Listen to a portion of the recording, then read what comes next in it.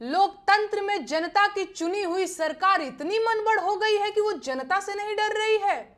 सरकार इतनी मनबड़ हो गई है कि वो जनता को डरा रही है। अरे धिक्कार है उस जनता पर जो अपनी बनाई सरकार से डरने लगे, और लानत है उस सरकार पर जो अपनी भाग्य विधाता जनता को डराने लगे। ये सरकार जनता की बनाई हुई है और जनता जब चाहे इसे बदल सकती है। सरकार जनता से है, जनता सरकार से नहीं।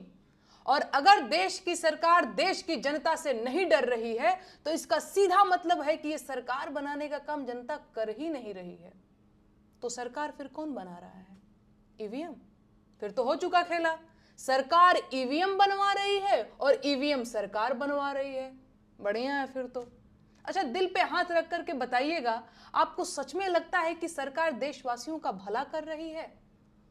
क्या आपको अब तक नहीं समझ में आ रहा है कि सरकार की नजर सिर्फ देश के संसाधनों पर है? महंगाई, बेरोजगारी, स्वास्थ्य और शिक्षा जैसे मुद्दों को साइडलाइन कर देने वाली सरकार देश का भला कैसे कर सकती है? कुछ अंधभक्त और जाहिल किस्म के लोग मुझसे सवाल पूछ रहे हैं कि मैं होती कौन हूं प्रधानमंत्री से सवाल पूछने वाली, मेरी औकात क्या है, हैसियत क्या है मेरी? गजब सवाल है। अब क्या देश के प्रधानमंत्री से सवाल पूछने के लिए पहले मुझे प्रधानमंत्री बनना पड़ेगा? आप शायद भूल गए होंगे, लेकिन आपकी जेब में पड़ा एक कागज का टुकड़ा आपको ताकत देता है कि आप पूरे अधिकार के साथ देश के प्रधानमंत्री से सवाल पूछ लें। अपने सोए हुए दिमाग को जगाइए महाराज। आपका वोटर कार्ड आपको खाली सिम खरीदने के लिए नहीं दिया गया है, आपकी नागरिकता का एक दस्तावेज है, और वो उसके आधार पर रास्ते का एक गरीब मजदूर भी प्रधानमंत्री से पूछ सकता है कि साहब मैं अब तक गरीब क्यों हूं?